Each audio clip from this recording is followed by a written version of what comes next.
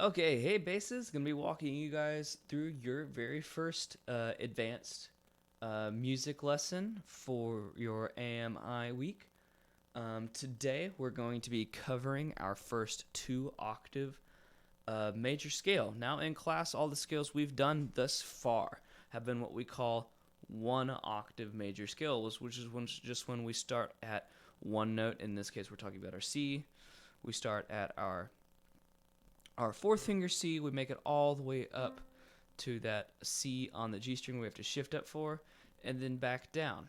Now, bass, the way our scales work, just because our instrument is so big and the way our strings are, we do what we call drop down scales, which is whenever we start on one note, and we can see here in this first measure, we started on C, D, and then we drop down to our low E.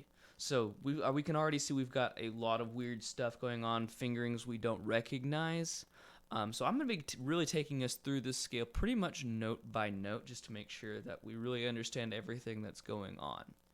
So quick recap, when we're in C major, if you remember, we check our key signature here, we have no sharps at all. So all of our C's are going to be natural, all of our F's are going to be natural. All right, so right here from the get-go, we've also got something weird. 1/2, this is what we call 1/2 position, which normally whenever we're playing on our bass, and you can see I've got my tapes here, usually our first finger goes here on this first finger tape unless we've shifted up or something, and then fourth finger goes here. Now in half position, we're actually going to shift that back, and our second finger is going to be what's going on the tape. And I'll explain why that is here in a second. So normally, we're used to playing this first C natural. If you remember, we did this in rhythm and blues with our second finger like this, and then fourth finger would be C sharp. But since we've moved it back to half position, now our fourth finger is here on the C natural instead of the second finger. And this is all going to make sense here in just a second. So we're starting on fourth finger C. We're going to move to open D. So just the first 2 notes so far, open C. And then here's where our drop down happens. We're going to drop down to our open low E. Lopen is that's combined low and open, lopen. E. And here's where half position starts getting really important. Is this first F. Now normally when we are on our tape here on our E string, this is going to be F sharp. But we're not playing F sharp because F sharp's not in the key signature. It needs to be F natural, which is why we're in half position, and we're going to be halfway in between. You can see the end of the fingerboard way up here and the first finger tape. This is our F natural. F natural. Try to match that pitch. F natural. And then normally we play this G here with our second finger, but we're in half position, so we're starting to see the pattern here. We'll play it with our pinky instead. So there's some fingerings that have been kind of ingrained in our brains ever since we started learning the bass that we're going to have to kind of start pushing out. Remember, E is not a certain finger on the D string. E is not first finger on D string.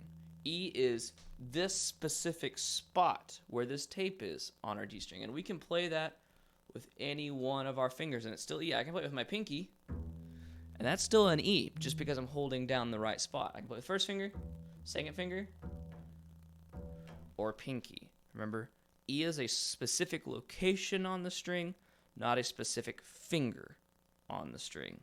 And the fingerings that we have here is just the most efficient way to play this scale with as few shifts as possible.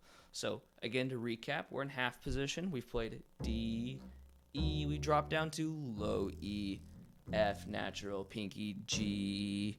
Now we're moving over to our A string, A,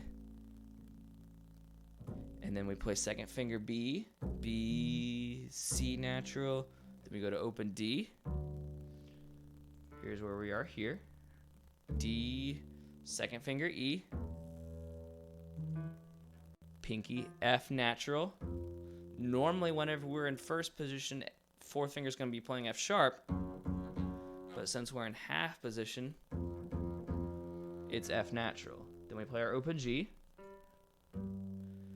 Second finger A on the tape. And here's where a shift happens. Anytime in our music, and we've probably seen this, maybe we've figured this out, whenever we have a dash and then a number, that indicates a shift happens. We're going to be shifting to, we can see our Roman numerals here, second position, where first finger is going to be our B. Normally we play B with our pinky finger, and then we shift up first finger on C or something. We're going to be shifting first finger B. And then that's going to let second finger play C. So on our, starting from our open G here, G, second finger A, shift up to second position for B, second finger C.